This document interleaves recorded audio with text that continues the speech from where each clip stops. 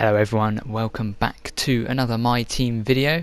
This time it is the Canadian Grand Prix, episode 5 now. We're getting into this My Team quite well, got a few lined up soon as well. But yeah, Canadian Grand Prix, I kind of expected this to be quite a good track because a lot of this is a power circuit. A lot of this track is spent at full throttle with the odd chicane and hairpin here and there. But we're going to try and get some aerodynamic upgrades on here, try and increase the facility spec a little bit because we want to try and get some upgrades done simultaneously, but we don't really have a lot of money at the minute. But yeah, we have a lot of resource points though, 1425 resource points. We definitely spend those somewhere, such as maybe the aerodynamics department or the power unit department, because we have that cylinder head that failed last time, only 478 resource points, and it is a major upgrade, so we're going to get that on the car. Had a 0% failure chance, so hopefully we can get that on the car successfully, and it will give us a bit of a power upgrade into this race and upcoming races such as Austria we have in a couple of weeks time, which should be a very good track for us, and I love Austria. Austria is a great track. You can see we've got fairly fresh engine components, about 49% wear on the gearbox, and everything else is around 50%, so hopefully that doesn't hold us back this race too much, being that it is a power track. But hopefully we can try and sneak up the order and get close to the top 10 and finally try and get some points with this car, but it's going to be difficult. Let's go into practice.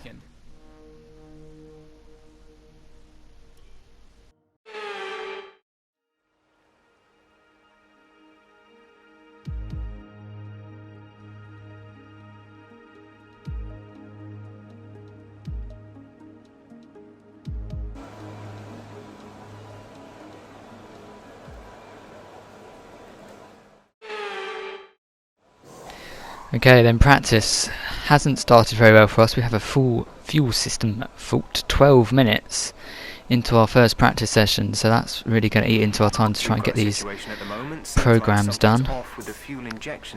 But hopefully that doesn't impede us too much. So yeah, but we got practice out of the way. We did one run in practice 3, and it was when the track was wet on inters, so we couldn't really get much of a run there, but yeah, it's looking okay in terms of pace. We're not really near the top 10, but we're getting there. We're not too far away, and hopefully in the race, our race car is definitely better than our quali car usually, so hopefully that can drag us along to some points.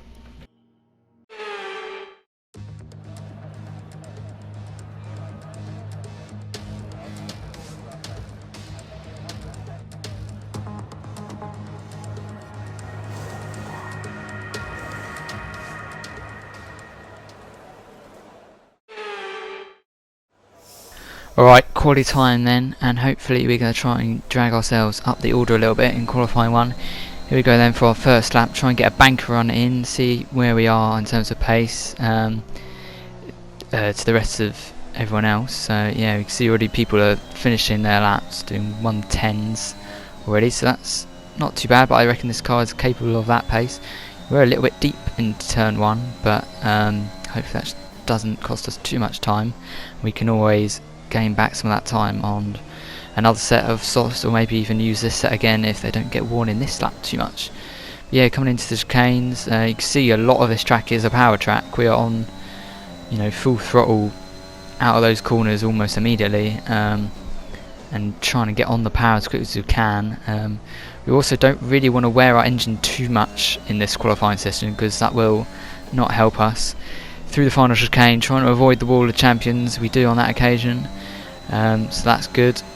And our first lap is a 1:10.995, so initial pace isn't looking brilliant, honestly, but we're going to go for another run a bit slightly later in the session. We can see we've gained back quite a bit of that time, going in deep into turn 1. You can see we're a tenth or so up on this lap, and let's see if we can gain any more time, maybe find another tenth. There we go, 2 tenths up, so our hairpin was much better. Opening the DRS down the back straight, nice good overtaking opportunity here. Hopefully in the race we can get some moves done here. Braking about 75 metres into the chicane, using all the curb, avoiding the wall. We don't want a massive crash there, and we improve just by about 2 and a bit tenths to a 110.7, and that puts us 17th. So we're sort of where we are usually at the minute. Jack's a little bit slower in 11.0. We're going to go for one final run here at the end of the session. Hopefully a bit of track degradation and evolution will help our time come down a little bit more and see how much time we can gain this final run. So braking on at the end of the tarmac there, into third gear using all the curb, into second for the tight right, and then short shifting up to third to try and get the power down as early as we can. Through this tricky blind section, apex is blind. Do it all right there. We're using a little bit of grass in the second section to recover ourselves, and we're already a tenth up, so must have done something right. Through this tricky chicane, using a little bit of the inside curb, you can see the rear of the car just stepping out a little bit. We definitely need to get some rear downforce upgrades on this car because our power unit's just fine. 2 tenths up, actually pushing so hard we actually grazed the wall on the outside there, so that's not going to help us. 2 tenths up, nearly 3 tenths into the hairpin. Much better rotation than the previous laps. So we have 3 tenths in a hand, so this will put us on about a 110.4, 110.3. See if we can gain any time in the chicane here. Very important to get right, it can make or break your lap. Get the braking point right, almost short line it, and up to the line it's a 10.394, and at the minute, when we set that puts 15th, so we're sort of on the fringe of getting into Q2, but by the session's finish we just missed out by about a tenth to George Russell. We just made it through, so yeah, unfortunate there, but kind of expected. I don't think the car really had much pace anyway. We can see if we can do better in the race. Obviously 17th isn't a great starting position, but we can see if we can improve on that. There's definitely places to gain. And 17th isn't too bad. We can sort of mix it up with strategy as well. We maybe start on the mediums and then go soft or medium soft, because it's a very high tyre wear track, Canada. Yeah, you see we're losing our rival to Kimi as well, which isn't brilliant, so we're going to try and get some acclaim back by beating him as well. But yeah, let's go into the race now, and hopefully we can get a bit closer to the top 10.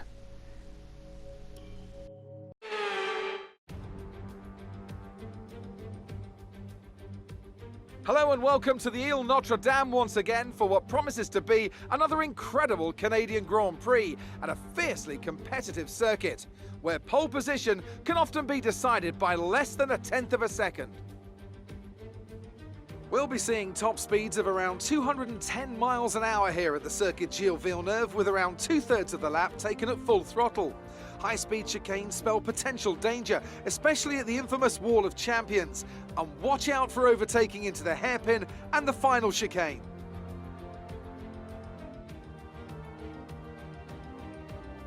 Anthony Davidson joins me once again in the commentary box, and it's fantastic to have you with us here today. But I'm curious, as a man with experience out on the track, how do you stop those pre-race nerves from becoming overwhelming when you're lining up on the grid? Well, from the moment qualifying's over, you start to feel the adrenaline in your body build up and the buzz in your stomach as you anticipate the run down into turn 1. It's all a bit like going into battle, and the unknown situation makes you nervous. Those pre-race nerves are a good thing. The day you don't have them means that you don't care anymore. And of course, you have to make sure that all the procedures are second nature to you, so that they're not taking up too much of your capacity. Let's run you through the driver grid order for today's exciting race. Lewis Hamilton lines up on pole position, edging out Max Verstappen, who'll start from P2. Looking down the rest of the grid, we have Bottas, Perez, Lando Norris and Ricciardo, Leclerc, Sainz, Gasly and Yuki Tsunoda, Fernando Alonso, Vettel, Esteban Ocon and Stroll, Russell, James, Nicholas Latifi and Antonio Giovinazzi, Mick Schumacher, Aitken, Mazepin, and Kimi Raikkonen finishes off the grid.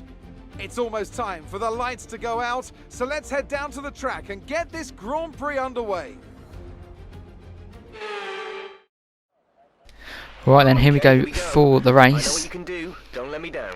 And some encouraging words from Jeff there. We're going to go for a medium soft strategy, and hopefully that will work for us in this race. Being that the tyre wear is high, we're going to try and use the 2 softest compounds to really make the most of the tyres we have available. But I will warn you guys, my game actually didn't capture this race. Unfortunately, I actually forgot to press the record button. So this race is going to be on replay alone, but to be honest, I'm very glad it was this race that I missed, that I forgot to record, because pretty much nothing happened. I'm going to show you the first couple of laps, because there was some little fights with some of these guys that have been racing all season so far, so the Hasses, the Alfa Romeos, the Williams, but yeah, you can see we're trying to make up places from our start, and sort of shafting Jack there. Didn't realise he was on the outside of me. We go for a little bit of a lunge on Nicholas Latifi, but can't, with the nature of the corner, can't quite get it, but he's really slow on exit, and that really doesn't help us. We're open from attack from the Alfa Romeo behind into the chicane, going to have to defend, and we just about keep the position, but it does leave us a little bit vulnerable on exit again. So the Alfa Romeo is still on our left hand side, coming into the hairpin. Going to have to try and outbrake him, pin it on the inside, and hopefully keep the position, which we just about do, and that actually helps our team out. He's right on the back of that Alfa Romeo now, and hopefully can put some pressure on the Alfa Romeo.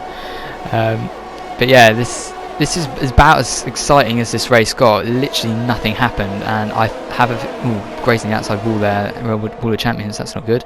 But yeah, I think it was something to do with our engine components, because they were on about 60% by the end of qualifying, and yeah, I think they just got more and more worn. I think by the time you get sort of past that 60% threshold, the engine sort of just dies off in pace, so that was not ideal for a track like this, and you can see we've actually lost touch with the Alfa Romeo in front.